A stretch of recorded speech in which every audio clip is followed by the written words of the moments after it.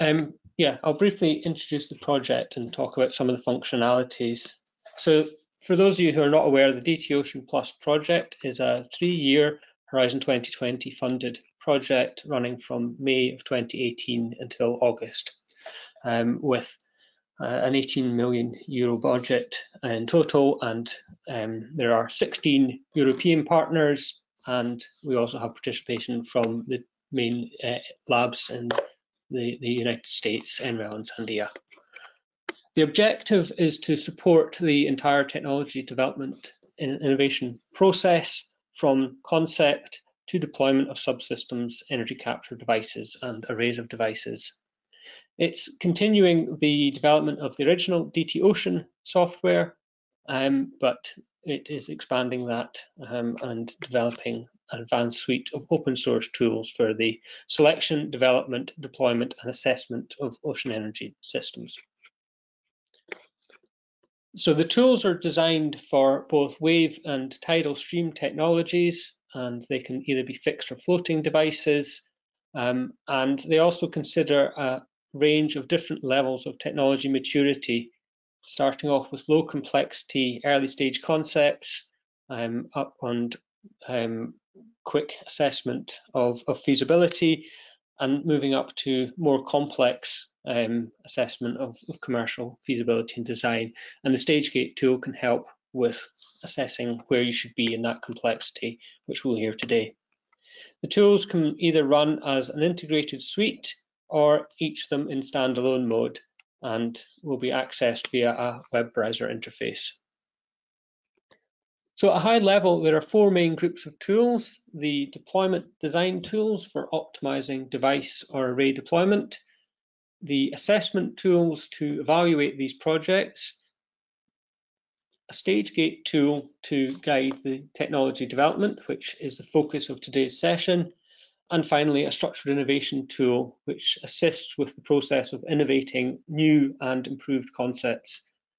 And these are supported by a main module and some data management tools, which Frederic explained on the previous webinar. So the tools can be used in 3 main areas: to design, assess, and innovate. And the diagram on the right tries to show the flow of information around this loop with some key user inputs. And I'll go through this user journey in a bit more detail in the next slide. But we can see that it is a continuous loop of innovating and updating the design, finding areas for improvement, and assessing and optimizing that. And the stage gate tool can help guide the technology development as we see today and provide tool complexity levels. So I'll go through this user journey in a little bit more detail, starting off using the deployment design tools to design an optimal device or array deployment. And this would be running through these tools in order. Firstly, characterizing the site and the machine prime mover. Then going through the energy chain of calculating the energy captured by the device, including array interactions, and the energy transformed by the power takeoff, and finally the energy delivered to shore by the export cables. They can then plan logistical and marine operations. Design the moorings and foundations first, and then design the logistical and marine operations. The outputs from this give the array layout and configurations, the design of key subsystems, a bill of materials, and more.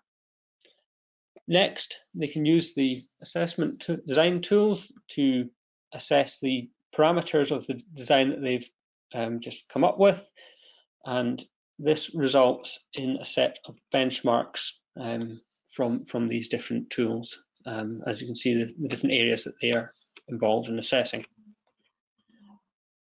So by providing details of their technology and their development pathway, and also using the assessment metrics that were just calculated, they can benchmark their technology using the stage gate tool, as we'll see today, and this gives a stage gate metrics assessment report.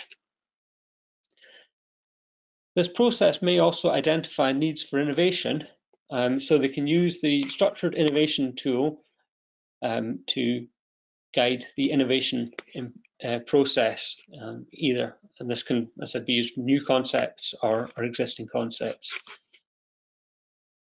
And this identifies these potential areas for improvements. And finally, they can look back by updating the design with the innovation. Or they could start with assessing their technology development in the stage gate tool, as we might see later today. All of this is useful in improving the technology development process and reducing uncertainty in reducing levelized cost of energy, which is obviously a main goal. So that was all I really wanted to say today, and we'll be taking questions at the end, but for now I think we'll hand over to Jonathan, who will give us some more detail on the stage gate process.